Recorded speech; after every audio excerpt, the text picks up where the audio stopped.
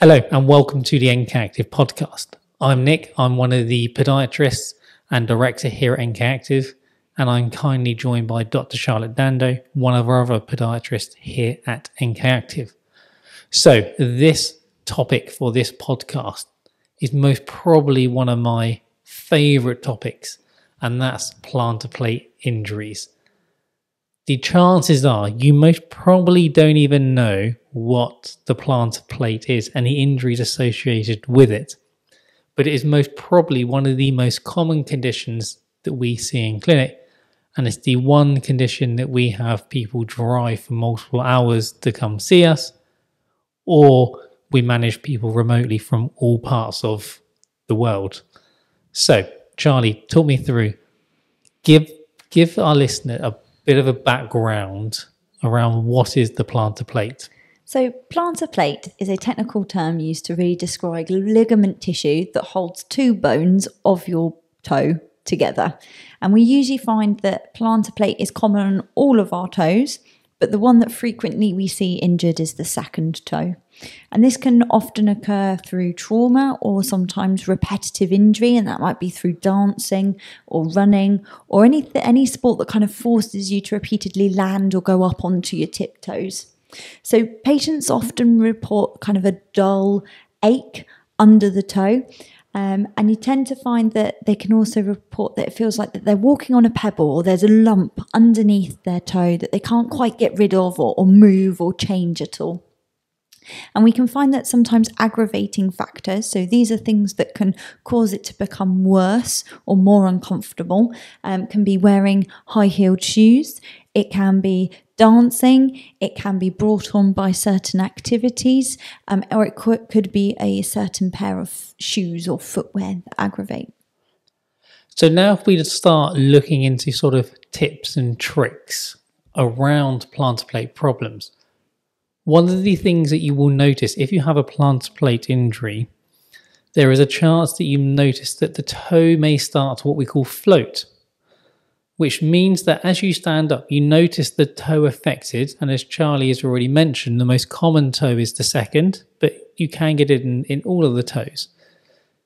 And you notice that as you're standing up, that affected toe will hold itself slightly higher off the ground. And you may find that then if someone's to take a picture of your foot and show you that toe is now no longer making any ground contact. You also may start to notice there's a bit of a V shape happening between the affected toes.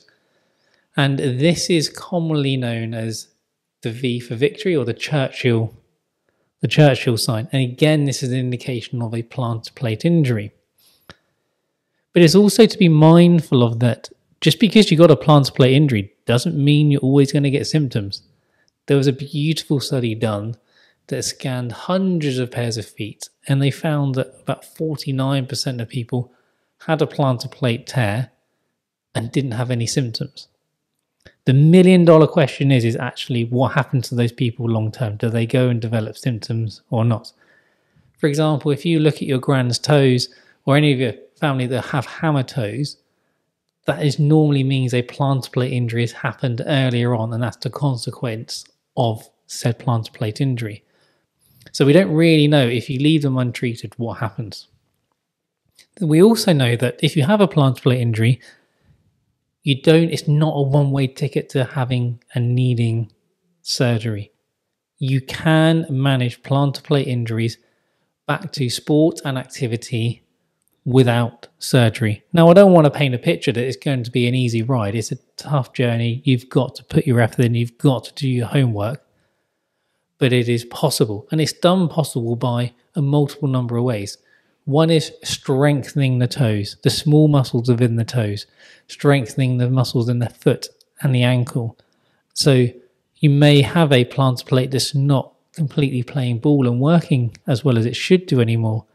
But then what you do is you make everything else around it stronger so it can then tolerate the loads that are going through it. Very, very similar principle would be having an ankle sprain. If you sprain your ankle and damage the ankle ligament, the way you help try and treat and rehabilitate that is make the muscles around the ankle and the foot stronger again so it can cope without reducing the risk of re-injury. You also may want to think about footwear.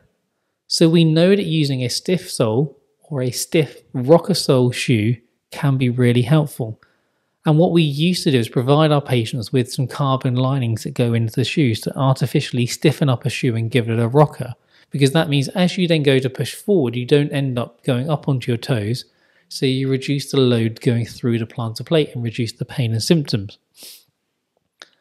However, we're very fortunate that we're going through this bit of this craze at the moment of these super running shoes, as they were. These shoes that have carbon rocker plates built into them. Now, they were designed to try and help runners run quicker. However, we're very, very lucky in that they actually give us a very nice tool to help manage things like plantar plate injuries. So a lot of the time, just changing to one of these super running shoes, something along the lines of the Saucony Endorphin Pro or Speed or the Hoka Carbon X, to name a few, can be very helpful. And just because they've got the term running shoe on them, you can use them for data activities and use them for walking and work as well. And it can be a very useful tool in helping to manage pain and symptoms. You can also look at strapping the toe to try and hold it down to make life a little more comfortable for you. But the main thing and the big tip is to work out, why did it occur in the first place? Like with any injury, was it an increase in activity?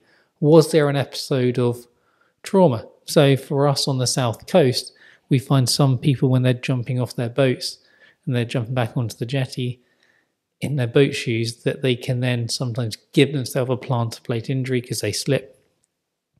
Or is it coexisting with other problems within the foot? So one of the most common reasons for people to develop a plantar plate problem is due to having a bunion or an arthritic big toe. Because unfortunately what this means, the big toe can't do its job. It can't do what it needs to do. So it transfers the load to the second toe, which is all well and good, but unfortunately the second toe isn't designed to take the work of the big toe. And also, just to sort of get our wooden spoon and stir that pot a little bit more, as it were, it can also coexist with other things like a neuroma or an intermetatarsal bursitis. So it is really going back to that history of, there may be at the beginning of a floating toe, you have this dull ache.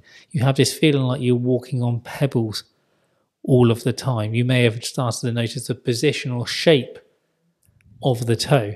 They are the things that are more indicative of your plantar plate injury. And then to try and help manage it, in a nutshell, you want to offload it, whether that be with footwear, whether that be with taping or a carbon lining. And then you then want to increase the strength and then have a graded return back to activity, whatever that activity is. So hopefully that was helpful, and just talking around about plantar plate injuries. If you do have any questions, please do get in contact. Please do subscribe to the podcast. And finally, I just want to say thank you to Charlie for coming on the NK Active podcast again. See you later. Bye. Bye.